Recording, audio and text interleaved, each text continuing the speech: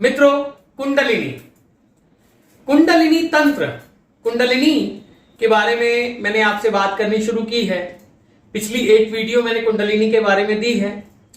अब कुंडलिनी के बारे में ये इतना विशाल जो है वो टॉपिक है और सिर्फ थ्योरी नहीं है, बल्कि इसमें थ्योरी है ही नहीं, ये तो प्रैक्टिकल है। परंतु फिर भी वहां तक पहुंचने के लिए जो चीजें जरूरी हैं उनके बारे में बात करते हैं। विधियों के बारे में भी बात करेंगे, हम तंत्रों के बारे में भी बात करेंगे, हम उसकी प्रेपरेशन क्या है अभी तो हम उसकी बात करेंगे।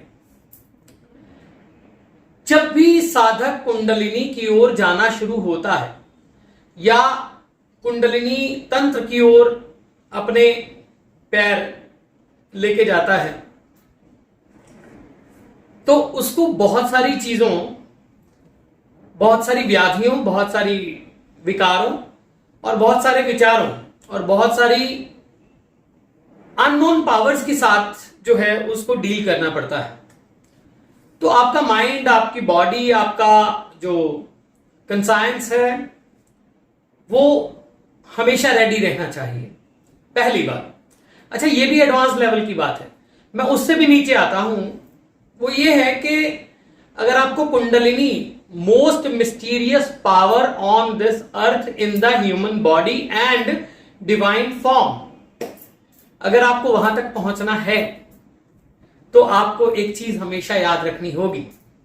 वो है कि आपको हर तरह से हर एक तत्व की जानकारी होनी चाहिए। आज पिछली वीडियो में हमने जो है इडा, पिंगला, सुषुम्ना की बात की। अब हम इस वीडियो में, ये इंट्रोडक्टरी वीडियो है, बस कोई बहुत लंबी वीडियो नहीं है। 7 हमारे चक्र हैं। हमें अपने नर्वस सिस्टम को पहले समझना होता है और ये जो चक्रास हैं ये हमारे नर्वस सिस्टम का मूल है, बेस है। इनकी अपनी अपनी ऊर्जा है, मूलाधार से लेकर सहस्त्रार तक अपना अपना तत्व है, अपनी अपनी शक्ति है, अपना अपना कलर है। अब यदि आप कुंडलिनी के साधक बनना चाहते हैं तो पहले आपको इसका ज्ञान बहुत जरूरी है, और केवल किताबों से पढ़ा हुआ या यूट्यूब से मिला हुआ ज्ञान नहीं, आपका अपना अर्न किया हुआ ज्ञान आपको। क्योंकि जब केवल एक छोटी सी बात बोलता हूं, जब मूलाधार चक्र जागृत होता है या स्वादिष्ठान जागृत होता है या मणिपुर जागृत होता है या अनाहत जागृत होता है या विशुद्धि जागृत होता है या आज्ञा जागृत होता है या सहस्त्रार जागृत होता है, तो क्या क्या सिम्टम्स आते हैं वो ही संभालने बड़े मुश्किल होते हैं। कुंडलिनी तो नचा देती है, कुंडलिनी तो नचा देती है। कुंडलिनी यानी आप महाकाली समझ लीजिए, जो वात्सल्य भरी हो तो संपूर्ण सृष्टि को वात्सल्य दे दे, और जो विभत्स हो तो नाश कर दे। कुंडलिनी महाशक्ति है।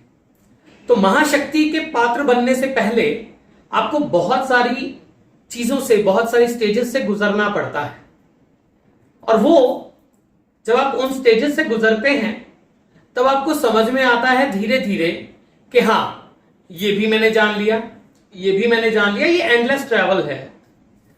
एक बार कुंडलिनी जागृत हो गई तो वो सारी उम्र रहेगी, ऐसा नहीं होता। जैसे चक्र सुप्त पड़ जाते हैं वैसे ही वो भी सुप्त हो जाती है। आपको 7 चक्रों के बारे में जानना बहुत जरूरी है। आपको प्राण और अपान, व्यान, उदान, समान, 5 प्राणों के बारे में जानना बहुत जरूरी है। आपको योगी होना पड़ेगा, सभी प्रकार की ऊर्जाओं के साथ खेलना और सभी प्रकार की ऊर्जाओं को स्वयं में अवस्थित करके ट्रांसमिट करना आना पड़ेगा।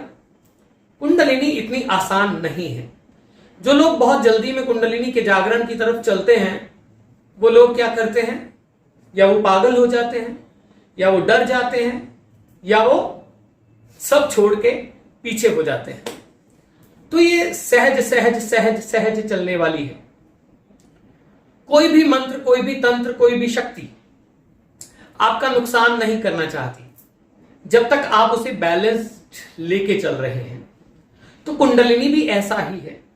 कुंडलिनी को लेके लोगों में भ्रम बहुत है, कुंडलिनी को लेके व्यापार भी बहुत है, कुंडलिनी को लेके जो है उसकी शक्ति को लेके डर भी बहुत है। और कुंडलिनी को लेके मैंने पहले पिछली वीडियो में भी कहा कि हजारों विधियां होंगी और कोई विधि गलत नहीं है, किसी चक्र का कोई एहसास गलत नहीं है। अगर आपको किसी ने कहा है कि मूलाधार लाल रंग का होता है तो आपको हरे रंग का दिखाई दे रहा है तो वो गलत नहीं है, परंतु आपको वहीं रुकना नहीं होता। आपको अपने एहसास, अपने कैवल्य में जाना होता है। होता क्या है, जब आप कुंडलिनी शक्ति की ओर जाते हैं ना तो आप कैवल्य में आ जाते हैं। वहां पे आता है स्वप्न आकाश, जहां सबकॉन्शियस स्टेट होती है और आकाश तत्व होता है, खालीपन, और आप सामने खड़े हुए देख रहे हैं कि ये हो रहा है। तो वो स्थिति उत्पन्न होनी बहुत एडवांस्ड है। उससे पहले आपको बेस चीजें उन पे जाना होता है। समय समय पे मैं आपके साथ जो शेयर कर सकता हूं मैं करूंगा, और उसके साथ में जो साधक जन इस तरफ चलना चाहते हैं ओपन माइंडेडली, पढ़े लिखे नहीं चाहिए, अनपढ़ चाहिए, उनके लिए आई एम देयर,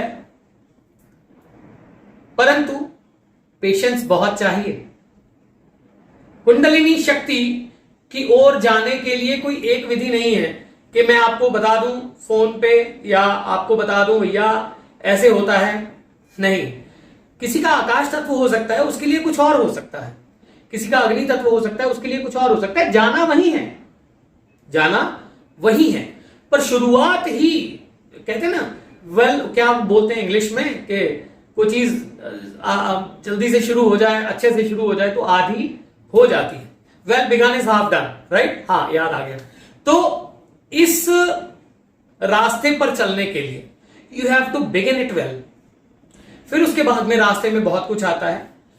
आप ह्रींकार से भी पहुंच सकते हैं, आप श्रींकार से भी पहुंच सकते हैं, आप ओंकार से भी पहुंच सकते हैं, और आपको सातों चक्रों, नव द्वारों और 9 डायमेंशंस और सप्तलोक, इनकी ऊर्जा को भी जानना होता है।